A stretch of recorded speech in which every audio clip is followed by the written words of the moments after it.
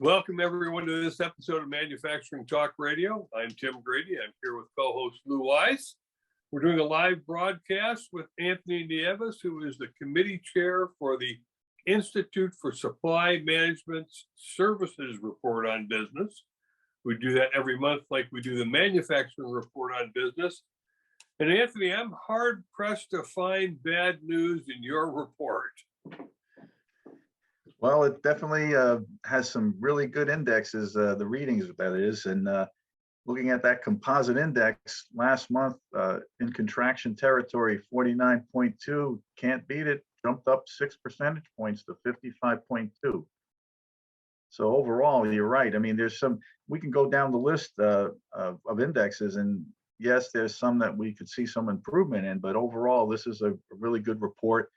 Kind of accelerated my thought process as far as thinking when we would see the rebound from last month's reading. So yeah, definitely ahead of the pace here. And it also seems as though that it beat all projections of what was expected. Yes, I think that, it's interesting. Last month, I don't think the analysts really hit this report on the services side. Every time they have expectations, it seems to never really get even close to what comes in on the readings.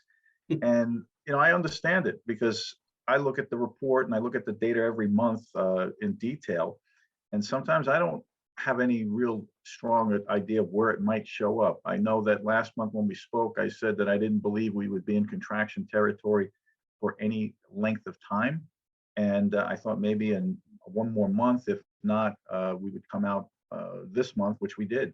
I'm just surprised at the strength and the new orders and the business activity that we see this month. Really amazing, really amazing. So if there's going to be a recession, is it hard, soft, non-existent, a myth? I mean, what's the story? Well, we know what's the category for recession. We know that it's contraction of the economy, high inflation, high unemployment. Right now, the only thing we're really combating is that inflation piece. And the interest rates where they are today, and the Fed continues to raise those rates to stave off inflation. I see pricing moderating a bit, even though it's still at 67.8. It's a high reading. Fuel prices have come down. Certain commodity prices have come down. There's still others that we know of that continue to be high in price and short supply. But I think once the continuity of supply improves in some of those areas, that'll help to bring the pricing down even further. The Federal Reserve is probably not real happy with this type of report, yours as well as others, because they want to see people get fired so the prices go down, because they don't have money to buy things. And meanwhile, it's going up.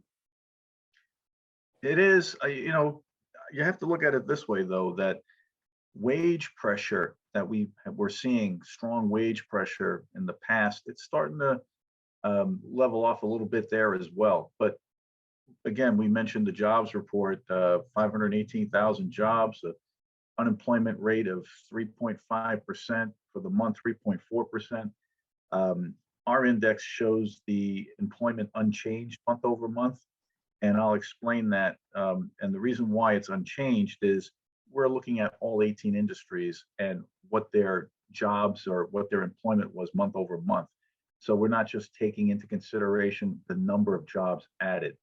So when you look at those 18 industries, 2 of the top 5 are, we know for a fact, have had either sideways or lost jobs, and that was in the technology arena. Information, they're number 5, and real estate, rental, and leasing hasn't been adding any new jobs, and they're number 1 contributor to GDP. Healthcare is number 4, but they added jobs. Accommodation and food services, or as they categorize in the job report as was it hospitality, travel, leisure? They added jobs as well, and that's more to do with people frequenting establishments more. It's opened up a lot more since the conclusion of the pandemic. Anthony, I'm just wondering, you mentioned real estate. We jumped from 49 to 55. what sub-indexes came out so strong that we moved that quickly into the plus 50 range? Well, it's the business activity and the new orders, both at 60.4, same exact reading, right? So I actually had to look at that number twice to make sure I wasn't transposing it. It's not too often you see the indexes come in exactly the same like that. And asking our respondents, or I should say our respondents told us in their comments that some of it is carryover from 2022, as they had some projects that they didn't get to in 2022, so they're now in 2023. Also that they're busier from getting ready for the holidays. During the holiday time of December, things kind of slowed down. People are back from vacation. They're starting to get into the full swing of things, and that's where we've seen some of this uptick come from. Yeah, it's clearly incredibly strong.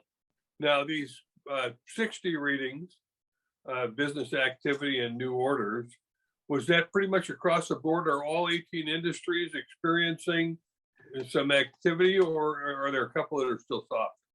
Well, there's a couple still soft. I mean, when you look through the report itself and you see which industries are reflecting growth in the business activity, there are 12 out of the 18 industries. There's 4 industries with a decrease: transportation and warehousing, mining, retail, trade, and information. Well, retail trade, we know, always gets that lull post-holiday. Information, for sure, as we see with all the layoffs they're going through, and it is a correction. I think Lou mentioned that earlier. It's more of a correction and adjustment. I think business has changed a bit, from the online business that we saw during the pandemic to now there's more customer-facing activity. So I think that's people aren't buying online as much, and technology is kind of, they were a little top heavy to begin with. I mean, you only have to look at a few of the headline companies to see what they're going through and on their staff reductions. Anthony, the employment situation with 518,000 new jobs in January, manufacturing only accounted for 19,000 of those. Do you know what other industry segments in your grouping accounted for large increases in employment? Well, in order, mining, agriculture, forestry, fishing, and hunting. You got accommodation and food services, utilities, wholesale trade, educational services, and public administration. Leading the way on the decrease, finance, insurance, real estate rental, and leasing. So, those are the particular areas from what our respondents are telling us. Mining, that's interesting. That's always one that we have some fun with because it's kind of an odd duck in the services industry. But we understand that they're not manufacturing iron ore, they're harvesting iron ore. So, I'm surprised to see that employment picture so positive. Well, yeah, and when you look at it, you mentioned earlier about the manufacturing adding 19,000 jobs, right? And in looking at that compared to the employment picture in the services industry and the over 80% contribution to GDP that come from services, and it's a more labor intensive environment than what you see on the manufacturing side. So 19,000, I mean, Lou would have better insight in that regard than me, but that seems huge for that particular space. Huge. If you see 3, 4, 5,000 in a particular month, and then you see 19,000, that's like a whole quarter. Wow. Yeah, good strength in manufacturing. So in the services side, we often talk about imports and exports, and that's usually the exchange of information, not hard goods. What are those readings coming in this report? Well, when you look at imports, came in at 53, up 0.3 percentage points. Exports, that went up 11.3% to 59. Now, I think that one of the areas that we see a little bit of fall off, but one of the big importers we know is in the retail side, right? Or exporters, I should say. Export on the retail side. Also, the knowledge management piece, the management of companies and support services, professional, scientific, technical services, those areas. On the import side, it's interesting that I had a question posed to me earlier today about, well, with the situation in China, how is that affecting imports? Well, we still get many goods from overseas. And it's just a matter of developing alternate supply routes, was what these supply managers have been doing over the course of the last 3+ years, even prior to the pandemic, with the impending trade war and everything else that was going on. They were looking at moving distribution manufacturing to different countries. And so that has not really impacted as much. There's been some more reshoring, but not in the big way that based on what we produce here locally or domestically, I should say. I see that we're importing a Chinese balloon at high altitude at the moment. I'm not I sure read that. I'm not I sure didn't get too much into it. that's anywhere. If we don't shoot it down soon. That's what everyone keeps saying. I keep seeing that come across, is who's going to shoot that thing down? We need to harvest the technology and find out what they got from us. Everything. Yeah, all right. So what are your respondents saying? This is a pretty positive bump on the services side. Well, I liked the comments that we extrapolated from the panelists, and here's one from accommodation and food services. Raw material availability and lead times have improved, but still pose a challenge. In our outlook, we are positive about growth. Consumer confidence is returning, and people are more willing to spend money on luxury items. So we're seeing not just on tangible goods, but also experiences is where people are spending money. That's where the hospitality industry is benefiting from that. People are traveling, they're taking vacation. So that's improving, the spend out there per se. Another comment that came in this is from agriculture, forestry, fishing, and hunting. Generally, business is strong. Limitations in such areas as labor and packaging keep sales from exceeding expectations. So our respondents have a very good handle on what's going on, not only in their enterprise, but the other companies that they deal with in the supply chain. And so it's interesting that when going through all the different comments that come out from them and seeing how it really correlates directly back to what we see as the economic picture. So just to one of your points about the number for January being perhaps a bit of a leftover from last year, what does that say for the next 2 months in your opinion, for the first quarter of 2023? Is there still going to be spillover, or is there going to be continued strength? I have my own opinion, but I'd like to hear yours first. Then I'll disagree with you. This will definitely be my opinion, or I should say my projection, based on looking at the respondents' comments, as well as looking at the semi-annual report that we went through in December. We released that here on the show as well. And the interesting thing is, I felt that last month when we had the contraction, and I mentioned this previously, is that it was going to be just a short-term situation. I didn't realize it would be this short-term, right? And coming in the mid-50s, buoyed by the strength in business activity and new orders, that's the pipeline. The pipeline, or the lead pipeline for this, is not as long of a cycle time as you see in manufacturing. It's more demand pull.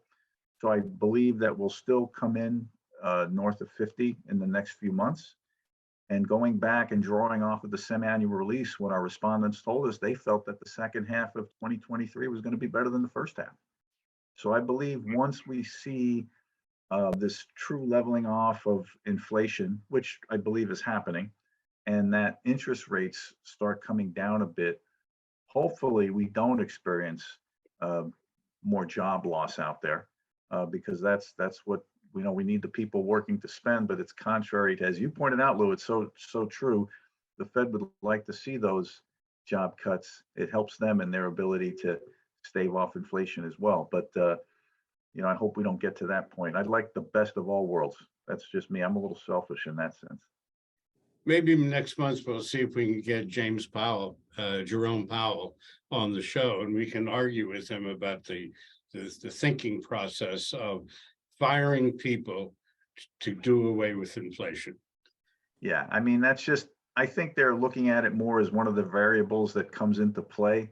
I know those folks over there very well, and they certainly like to see everybody still working, but it's just a tough job. And I don't pinpoint it on the chair himself. He's got a whole board of governors that he has to contend with from across the country. And, they definitely have a bunch of statisticians and researchers and everything else to try and make the best decisions they can. And it's a tough time. I mean, I wouldn't want to have that job and have to answer to the wrath of Lou by any stretch. Well, it's interesting because the Fed has one tool, interest rates. So they have a hammer, so everything has to be a nail. And it affects business lending, it affects mortgage rates, it affects credit card rates immediately.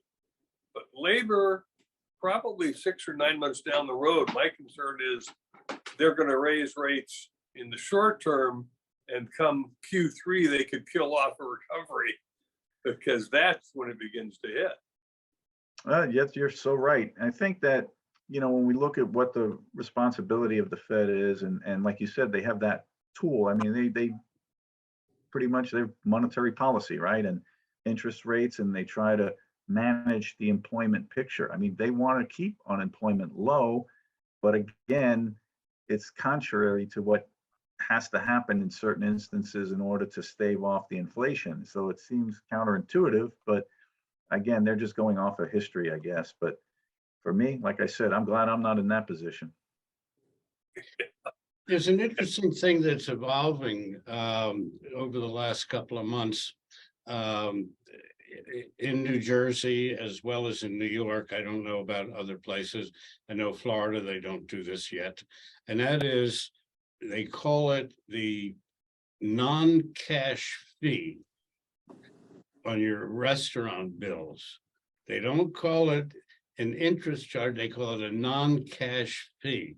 So to give you an example, last night I went out for dinner with my wife and I was charged $3.99% on my restaurant bill because I used a credit card.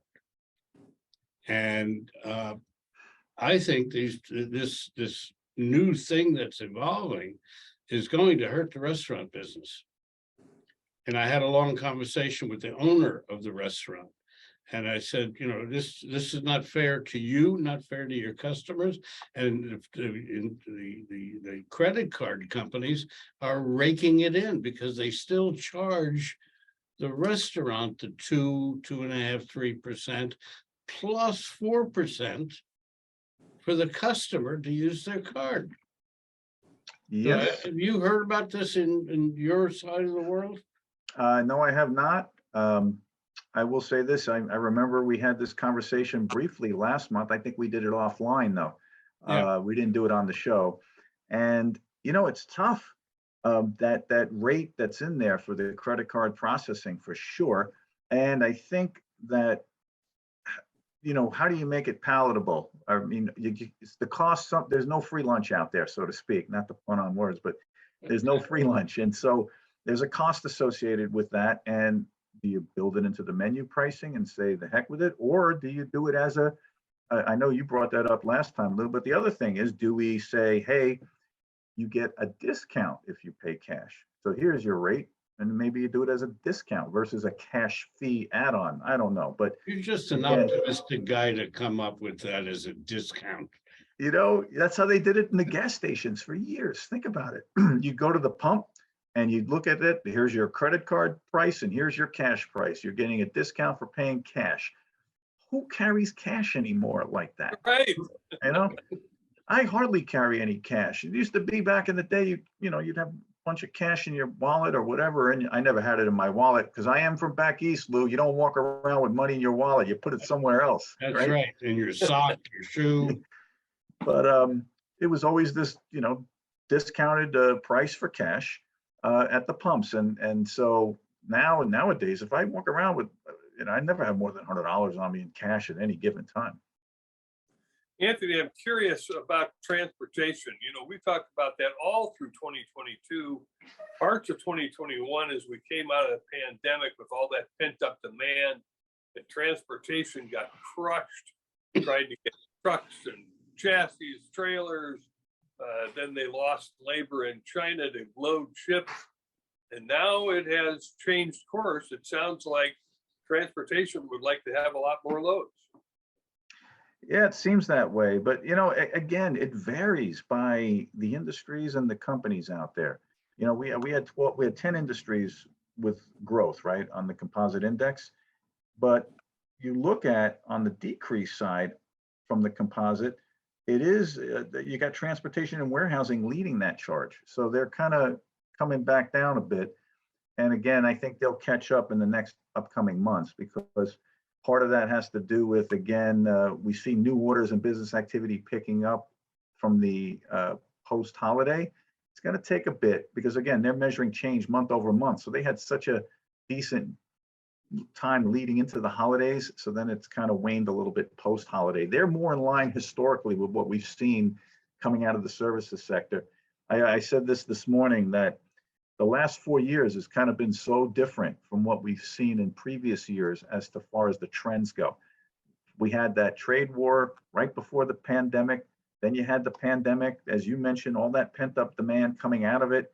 And so it's been hard to pinpoint what we've seen in the trends as in the past, where we knew going into the holiday that last quarter, the beginning and first part of that last quarter was always strong. It kind of leveled off in December. Post holiday, the beginning of January always slowed down a little bit. We saw it pick up at the end of January, carrying over into February. Look at the January numbers here, so strong. And yet December was, everyone looked at it, so, oh my gosh, they contracted. What happened? So again, not to drone on, but I think that they'll be right back in the thick of things when we get to this through the first quarter here of 2023. Anthony, the retail sector, just a quick question as we kind of wrap up here. Did they have a better year in 2022 for the holiday season? Yeah, we don't measure that, but that's a great question, because I think that from what I remember reading with the respondents saying is that it may not have been as good as the prior year in certain industries. I should say certain companies within the retail industry. But overall, it wasn't, an unsuccessful holiday season. Just like, you have to compare it. Are you looking at 2020, 2021, 2022? Yeah, it's been building up, but was it as good as it was prior to the pandemic? No, but it was definitely going in the positive direction. Lou? Well, I'm looking forward to February and March. Typically in the manufacturing side and our company, All Metals and Forge Group, it comes January 15th to 20th, things start really picking up. And February and March typically are very strong months. And the machine tool manufacturers, they were coming on stronger, even though they did have some dips near the end of the year. But I think going forward that we're facing some good times. And if there is going to be, quote unquote, the recession, it might just be a blip on somebody's iPad. Yeah, it could be. Anthony, thanks for joining us. I'm sorry we don't have more time, but we love going into the detail of these reports with you and the Institute for Supply Management. Thanks for being with us. Thank you for having me on the show. We'll talk next month. You betcha. Keep Take up care. the good work. And thank you for everyone who's joining us to watch and listen to Manufacturing Talk Radio. Bye for now. Bye-bye. Take care, Tim. You too, Lou.